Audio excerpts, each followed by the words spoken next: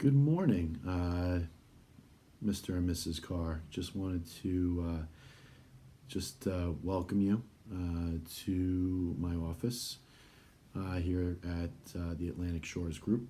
Again, my name is Christopher Rice, and thank you for supplying me with some of the data to do your financial plan. We are still missing some of this data.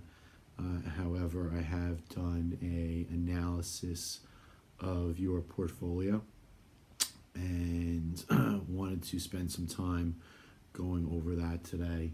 I know you had some questions around risk and how your portfolio is structured overall. So hopefully we will be able to help you with that today. So just taking a look at basically the risk level of the portfolio.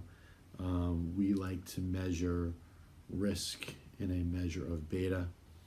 And when we take a look at all of the equity positions in the portfolio plus the growth fund, we have a weighted beta of 1.09. So essentially, if we're measuring portfolio against a benchmark, that benchmark return would be the S&P 500. Your portfolio has if it had the same risk as the market, you'd have a beta of 1. Your portfolio has a 1.09, so it is slightly more risky than the market. Thus, you should have more of a return. Take a look at your overall risk tolerance. You have 71% in equities. And the things that we might want to be concerned about are different types of risk. And there are systematic risks and unsystematic risks. Systematic risks are the ones that are affected by the broad economic factors that can affect all investments. There's purchasing power risk, reinvestment risk, interest rate risk, market risk, exchange risk. Just by being invested, you will never be able to diversify away from every single one of these risks. However, by having a diverse portfolio, you can limit or lower the effect of any one of these risks. So given that your portfolio has 5 different types of equity investments, we may want to take a look at all the different alternatives within the equity environment to give you a lower chance of risk. That certainly can be done.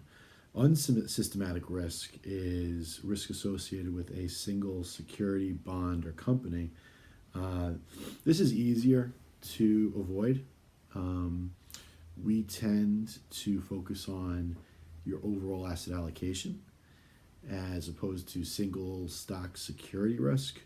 So what we can also do at some point, maybe down the road, is look at replacing some of that single stock risk with a ETF or a managed mutual fund. And an ETF would simply be a basket of securities in the particular sector that you're trying to invest in.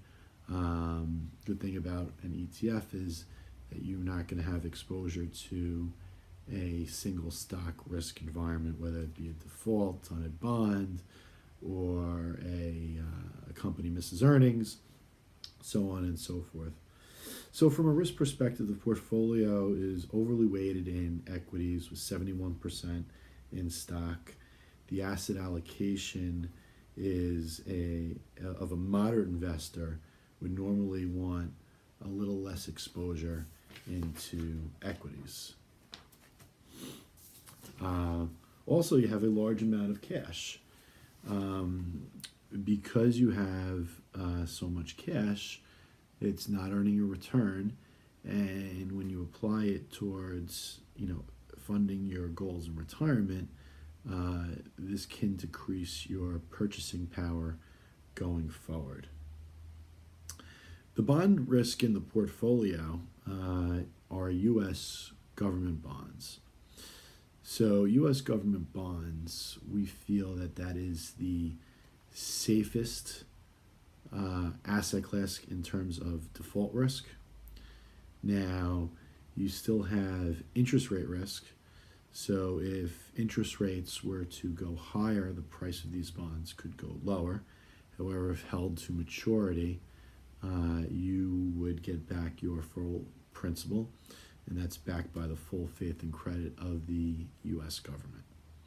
So when we measure risk and we look for, in our calculations, using a risk-free rate of return, we're always going to use a treasury rate, because that's what we consider the risk-free rate of return. We also took a look at whether or not certain investments in your portfolio meet the required rate of return. Required rate of return would be to do better than the market, and the market over the last few years has averaged 7.1% overall. So what we do is we take a look at our an equation that we like to use called CAPM, Capital Asset Pricing Model.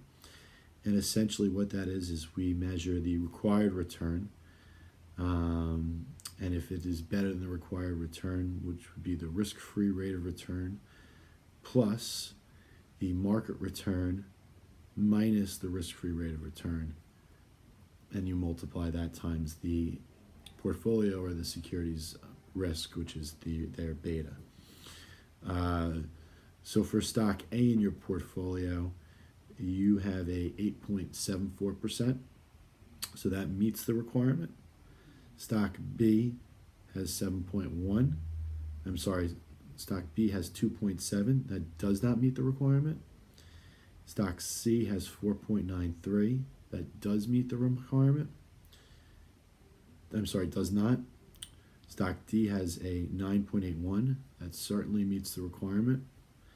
And the growth fund has a 7.13, and that also meets the requirement.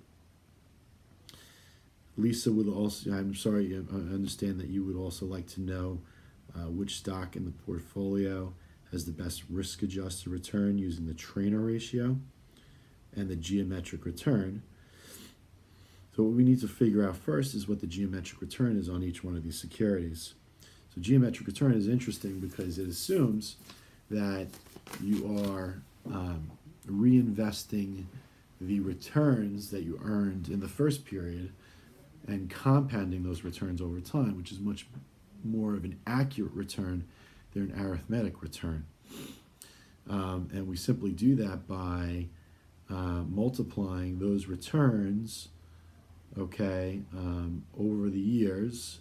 So it would be the product of all of the holding period returns divided by the number of years held, minus 1 times 100.